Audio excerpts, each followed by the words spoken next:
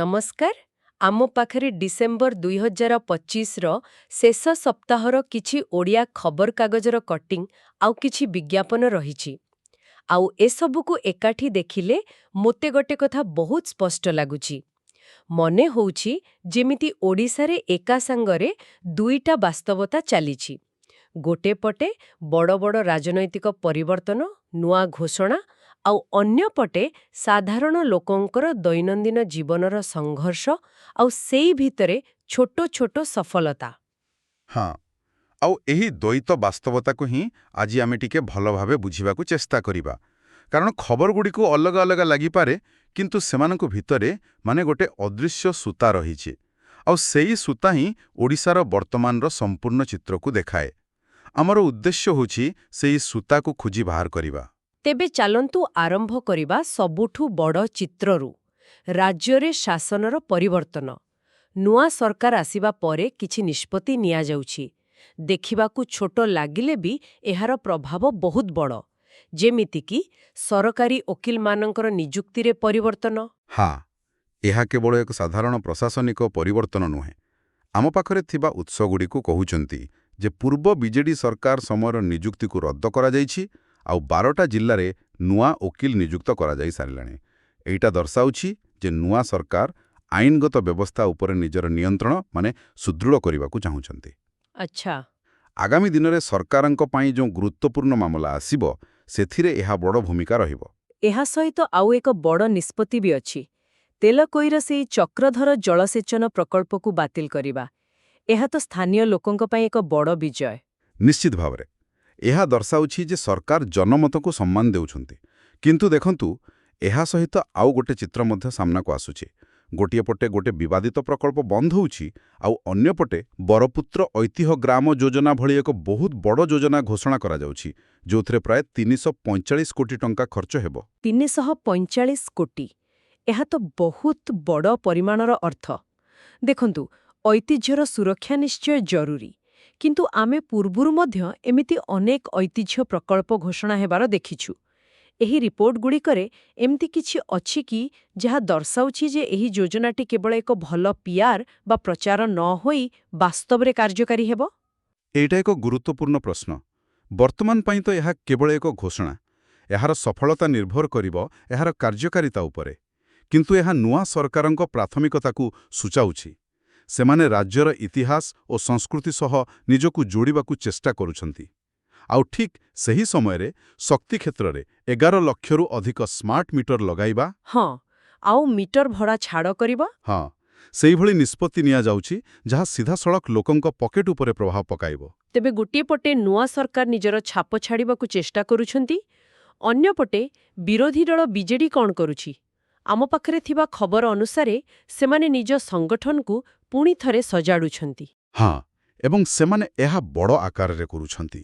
ଯୁବ ବିଜେଡିରେ 160 ଜଣିଆ ଏବଂ ଛାତ୍ର ବିଜେଡିରେ 145 ଜଣିଆ କମିଟି ଘୋଷଣା କରାଯାଇଛି। ଏହି ସଂଖ୍ୟାଗୁଡ଼ିକ ନିଜେ ହିଁ ଏକ କାହାଣୀ କହୁଛି। 160ରେ ଏବଂ 145। ଏତେ ବଡ଼ କମିଟି କାହିଁକି? ଏହା କ'ଣ ସଂଗଠନକୁ ମଜବୁତ କରିବ, ନା ଏହା ଭିତରେ ଗୋଷ୍ଠୀକନ୍ଦର ବଢ଼ାଇବ? ଦେଖନ୍ତୁ, ଏହା ପଛରେ ଦୁଇଟି କାରଣ ଥାଇପାରେ। ପ୍ରଥମତଃ, ନିର୍ବାଚନରେ ହାରିବା ପରେ ଦଳ ଭିତରେ ଯେଉଁ ଅସନ୍ତୁଷ୍ଟ ନେତା ଓ କର୍ମୀ ଅଛନ୍ତି, ସେମାନଙ୍କୁ ପଦବୀ ଦେଇ ସନ୍ତୁଷ୍ଟ କରିବା। ଆଉ ଦ୍ୱିତୀୟରେ, ତୃଣମୂଳ ସ୍ତରରେ ସଂଗଠନକୁ ପୁଣି ଥରେ ମଜବୁତ କରିବା ପାଇଁ ଏକ ବଡ଼ ଫୌଜ ତିଆରି କରିବା। ଏହା ସ୍ପଷ୍ଟ ସଂକେତ ଦେଉଛି ଯେ ବିଜେଡି ଖୁବ୍ ଶୀଘ୍ର ରାସ୍ତାକୁ ଓହ୍ଲାଇବାକୁ ପ୍ରସ୍ତୁତ ହେଉଛି। ଠିକ୍। ତେବେ ରାଜନୈତିକ ଦଳଗୁଡ଼ିକ ଯେତେବେଳେ ନିଜ ସଂଗଠନକୁ ନେଇ ବ୍ୟସ୍ତ, ସାଧାରଣ ଲୋକଙ୍କ ସୁରକ୍ଷାକୁ ନେଇ କିଛି ଗମ୍ଭୀର ପ୍ରଶ୍ନ ଉଠୁଛି। ବିଶେଷ କରି ସମ୍ବଲପୁରରୁ ଆସିଥିବା ଖବରଟି ଏହା ସମସ୍ତଙ୍କୁ ଚିନ୍ତାରେ ପକାଇଛି। ଜଣେ ପ୍ରବାସୀ ବଙ୍ଗାଳୀ ଶ୍ରମିକ ଜୁଏଲ ଶେଖ, ତାଙ୍କୁ ହତ୍ୟା କରାଯାଇଛି। ଆଉ ଏହି ଘଟଣାଟି କେବଳ ଏକ ସାଧାରଣ ଅପରାଧ ହୋଇ ରହିନାହିଁ। ପଶ୍ଚିମବଙ୍ଗ ମୁଖ୍ୟମନ୍ତ୍ରୀ ମମତା ବାନାର୍ଜୀ ସିଧାସଳଖ ଓଡ଼ିଶାର ଆଇନ ଶୃଙ୍ଖଳା ଉପରେ ପ୍ରଶ୍ନ ଉଠାଇଛନ୍ତି। ଆଚ୍ଛା। ଏବଂ ଏହାର ତଦନ୍ତ ପାଇଁ ପଶ୍ଚିମବଙ୍ଗ ପୋଲିସର ଏକ ଟିମ୍ ଓଡ଼ିଶା ଆସିଛି। ତ ଏବେ ଏହା ଏକ ଆନ୍ତଃରାଜ୍ୟ ପ୍ରସଙ୍ଗ ପାଲଟିଛି। ଏହା ଏକ ଗୁରୁତ୍ୱପୂର୍ଣ୍ଣ କଥା। ତେବେ ଏଇ ରାଜନୈତିକ ବୟାନବାଜି ଭିତରେ ପ୍ରକୃତ ଅପରାଧର ତଦନ୍ତ ବାଟବଣା ହେବାର ଆଶଙ୍କା ନାହିଁ କି? ଯେତେବେଳେ ରାଜ୍ୟ ବିଜେପି ସଭାପତି ମନମୋହନ ସାମଲ କହୁଛନ୍ତି ଯେ ଏହା ପଶ୍ଚିମବଙ୍ଗ ନିର୍ବାଚନ ପାଇଁ ଉଦ୍ଦିଷ୍ଟ, ସେତେବେଳେ ନ୍ୟାୟର ପ୍ରକ୍ରିୟା ଉପରେ ଏହାର କି ପ୍ରଭାବ ପଡ଼ିବ? ଏହା ହିଁ ସବୁଠୁ ବଡ଼ ଚିନ୍ତାର ବିଷୟ। ଯେତେବେଳେ ଏକ ଅପରାଧିକ ଘଟଣା ରାଜନୀତିର ଶିକାର ହୁଏ, ସେତେବେଳେ ତଦନ୍ତ ପ୍ରଭାବିତ ହେବାର ସମ୍ଭାବନା ବଢ଼ିଯାଏ। ଆଉ ଏହା କେବଳ ସମ୍ବଲପୁର ଘଟଣା ନୁହେଁ। ଆମ ପାଖରେ ଥିବା ଅନ୍ୟ ଖବରଗୁଡ଼ିକ ମଧ୍ୟ ଆଇନ ଶୃଙ୍ଖଳା ପରିସ୍ଥିତିର ଏକ ବଡ଼ ଚିତ୍ର ଦେଉଛି। ଯେମିତିକି ଭୁବନେଶ୍ୱରର ଖବର, ଯେଉଁଠି ପୋଲିସ ଅପରାଧୀଙ୍କୁ ଧରି ନପାରି ରାସ୍ତାରେ ପୋଷ୍ଟର ଲଗାଉଛି। ଏହା ଶୁଣିବାକୁ ଟିକେ ହାସ୍ୟାସ୍ପଦ ଲାଗୁଥିଲେ ବି ପୋଲିସର କାର୍ଯ୍ୟଦକ୍ଷତା ଉପରେ ଏକ ଗମ୍ଭୀର ପ୍ରଶ୍ନ ସୃଷ୍ଟି କରୁଛି। ଏହା କେବଳ କାର୍ଯ୍ୟଦକ୍ଷତାର ପ୍ରଶ୍ନ ନୁହେଁ, ଏହା ଲୋକଙ୍କ ଭରସାର ପ୍ରଶ୍ନ। ଏହା ସହିତ ଆଉ ଦୁଇଟି ଘଟଣାକୁ ଯୋଡ଼ି ଦେଖନ୍ତୁ। ଫୁଲନଖରା ପାଖରେ ପ୍ରତିକାର ନାମକ ଏକ ନିଶାମୁକ୍ତି କେନ୍ଦ୍ର। ସେଠି ଯଶୋବନ୍ତ ଦାସ ନାମକ ଜଣେ ଅନ୍ତେବାସୀଙ୍କ ମୃତ୍ୟୁ ହୋଇଛି। ଆଉ ତାଙ୍କ ପରିବାର ଲୋକେ ଏହାକୁ ହତ୍ୟା ବୋଲି ଅଭିଯୋଗ କରୁଛନ୍ତି। ସତକଥା। ସେହିପରି ବିନିକାରେ 11 ଦିନ ଧରି ନିଖୋଜ ଥିବା ଶ୍ରମିକ ପ୍ରକାଶ ମହାନ୍ତିଙ୍କ ମୃତଦେହ ମାଟିତଳୁ ମିଳୁଛି। ତ ଏସବୁ ଘଟଣା ମିଶି ସାଧାରଣ ଲୋକଙ୍କ ମନରେ ସୁରକ୍ଷାକୁ ନେଇ ଏକ ଭୟର ବାତାବରଣ ସୃଷ୍ଟି କରୁଛି। ଆଉ ଏହି ସମସ୍ୟା କେବଳ ଆଇନ ଶୃଙ୍ଖଳାରେ ସୀମିତ ନୁହେଁ। ଆମେ ଯଦି ସ୍ୱାସ୍ଥ୍ୟ ଏବଂ ପରିବେଶ କ୍ଷେତ୍ରକୁ ଦେଖିବା, ସେଠାରେ ମଧ୍ୟ ଏକ ବିଚିତ୍ର ବିରୋଧାଭାସ ଦେଖିବାକୁ ମିଳୁଛି। ହଁ, ଏହା ବହୁତ ଆଶ୍ଚର୍ଯ୍ୟଜନକ। ଗୋଟିଏ ପଟେ ଖବରକାଗଜର ସ୍ୱାସ୍ଥ୍ୟ ପୃଷ୍ଠାରେ ଭୃସଙ୍ଗ ପତ୍ରର ଉପକାରିତା, ଆୟୁର୍ବେଦିକ ତେଲ ମାଲିସର ଫାଇଦା ଏସବୁ ବିଷୟରେ ବଡ଼ ବଡ଼ ଲେଖା ପ୍ରକାଶ ପାଉଛି। କିନ୍ତୁ ଅନ୍ୟ ଏକ ଖବର କହୁଛି ଯେ ରାଜ୍ୟର ଇଏସ୍ଆଇ ହସ୍ପିଟାଲଗୁଡ଼ିକରେ ଯେଉଁ ଲ୍ୟାବ୍ ଟେକ୍ନିସିଆନ୍, ଆସିଷ୍ଟାଣ୍ଟ, ଆଟେଣ୍ଡାଣ୍ଟ ଏମିତି ଅନେକ ପଦବୀ ଖାଲି ପଡ଼ିଛି। ତେବେ ଏହାର ଅର୍ଥ କ'ଣ? ଆମେ ଲୋକଙ୍କୁ ସ୍ୱାସ୍ଥ୍ୟ ବିଷୟରେ ପରାମର୍ଶ ଦେଉଛୁ, କିନ୍ତୁ ସରକାରୀ ସ୍ୱାସ୍ଥ୍ୟସେବା ବ୍ୟବସ୍ଥାରେ ମୌଳିକ ସୁବିଧା ଯୋଗାଇ ପାରୁନାହୁଁ। ଏହା ସେହି ଦ୍ୱୈତ ବାସ୍ତବତାର ଆଉ ଏକ ଉଦାହରଣ। କାଗଜପତ୍ରରେ ସବୁକିଛି ଭଲ ଦେଖାଯାଉଛି, କିନ୍ତୁ ବାସ୍ତବ ସ୍ଥିତି ସମ୍ପୂର୍ଣ୍ଣ ଭିନ୍ନ। ଠିକ୍ ସେହିପରି ପରିବେଶ କ୍ଷେତ୍ରରେ ମଧ୍ୟ। ଭୁବନେଶ୍ୱରର ମଞ୍ଚେଶ୍ୱର ଶିଳ୍ପାଞ୍ଚଳର ଖବରଟିକୁ ଦେଖନ୍ତୁ। ହଁ, ମୁଁ ସେହି ଖବରଟି ପଢ଼ୁଥିଲି। ସେଠାରେ ଶିଳ୍ପ ସଂସ୍ଥାରୁ ବାହାରୁଥିବା ବିଷାକ୍ତ ଧୂଆଁ ଆଉ ରାସାୟନିକ ଗନ୍ଧ ଲୋକଙ୍କ ଜୀବନକୁ ଅତିଷ୍ଠ କରିଦେଲାଣି। ଲୋକମାନେ ଛିଙ୍କ ଆଉ କାଶ ଭଳି ସମସ୍ୟାରେ ପଡ଼ୁଛନ୍ତି। ଆଉ ଏହା ତ ରାଜଧାନୀ ଭିତରର କଥା। ଏକଦମ। ଏବଂ ଲୋକମାନେ ଅଭିଯୋଗ କରୁଛନ୍ତି ଯେ ଶିଳ୍ପ ବିଭାଗ କିମ୍ବା ପ୍ରଦୂଷଣ ନିୟନ୍ତ୍ରଣ ବୋର୍ଡ କେହି ଶୁଣୁନାହାନ୍ତି। ଏଠାରେ ବିରୋଧାଭାସ ଦେଖନ୍ତୁ। ଗୋଟିଏ ପଟେ ସରକାର ସ୍ମାର୍ଟ ସିଟିର କଥା କହୁଛନ୍ତି, ଐତିହ୍ୟ ଗାଁ ତିଆରି କରୁଛନ୍ତି, କିନ୍ତୁ ରାଜଧାନୀରେ ଲୋକମାନେ ନିଶ୍ୱାସ ନେବା ପାଇଁ ସଂଘର୍ଷ କରୁଛନ୍ତି। ବିକାଶରେ ଏହି ମଡେଲ ଉପରେ ଏହା ଏକ ବଡ଼ ପ୍ରଶ୍ନବାଚୀ। ଏତେ ସବୁ ନକାରାତ୍ମକ ଖବର ଭିତରେ ମୁଁ ଯେତେବେଳେ ଆଉ ଏକ ଖବର ପଢ଼ିଲି, ମୋତେ ବହୁତ ଖୁସି ଲାଗିଲା।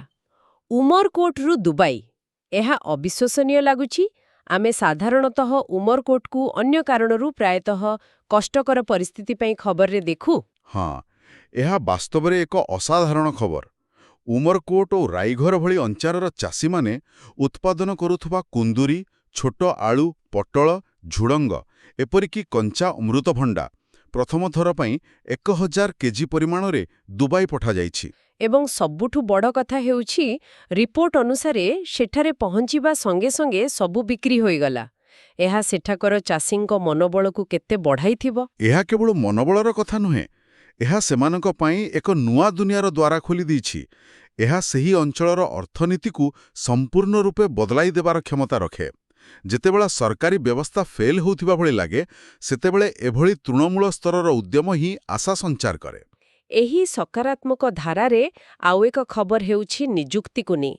ଓଡ଼ିଶାର ଏକ ପ୍ରମୁଖ ବୈଷୟିକ ଅନୁଷ୍ଠାନ UAUTRV, ଯାହାକୁ ଆମେ ପୂର୍ବରୁ CET ଭାବେ ଜାଣିଥିଲେ, ସେଠାରେ କିଛି ସୁଯୋଗ ସୃଷ୍ଟି ହୋଇଛି।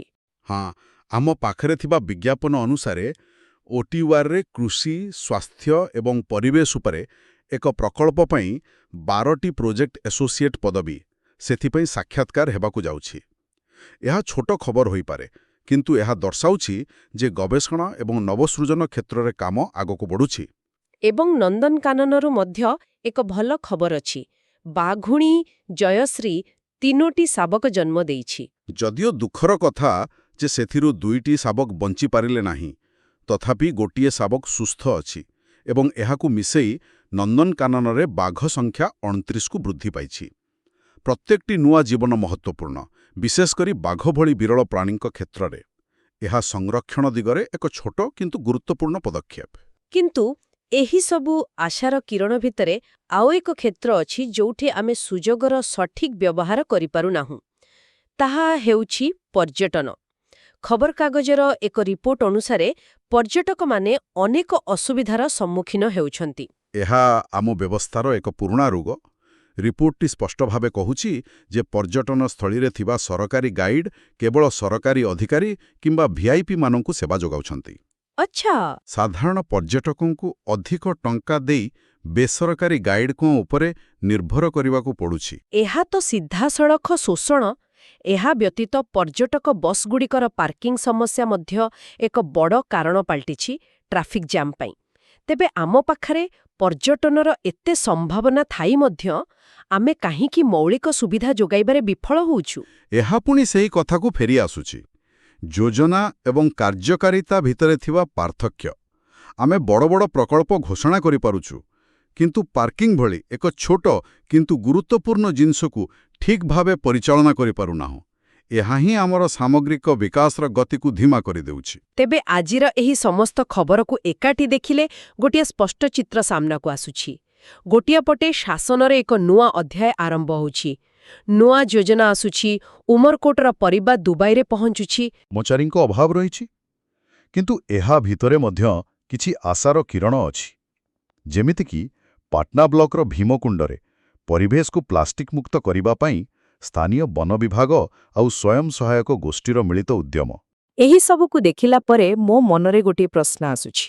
ଉମରକୋଟର ଚାଷୀମାନଙ୍କ ଭଳି ତୃଣମୂଳ ସ୍ତରର ସଫଳତାଗୁଡ଼ିକ କେତେ ଦିନ ତିଷ୍ଠି ରହିପାରିବ? ଯଦି ସେମାନଙ୍କୁ ଘେରି ରହିଥିବା ବଡ଼ ବ୍ୟବସ୍ଥାଗୁଡ଼ିକ ଯେମିତିକି ଆଇନ ଶୃଙ୍ଖଳା, ସ୍ୱାସ୍ଥ୍ୟସେବା କିମ୍ବା ପ୍ରଦୂଷଣମୁକ୍ତ ପରିବେଶ ଦୁର୍ବଳ ରହିଥିବ। ଗୋଟିଏ ଛୋଟ ସଫଳତାକୁ ବଞ୍ଚାଇ ରଖିବା ପାଇଁ ଏକ ମଜବୁତ ସାମଗ୍ରିକ ବ୍ୟବସ୍ଥାର ଆବଶ୍ୟକତା ନାହିଁ କି? ଏ ବିଷୟରେ ଚିନ୍ତା କରିବାର ଅବକାଶ ରହିଛି।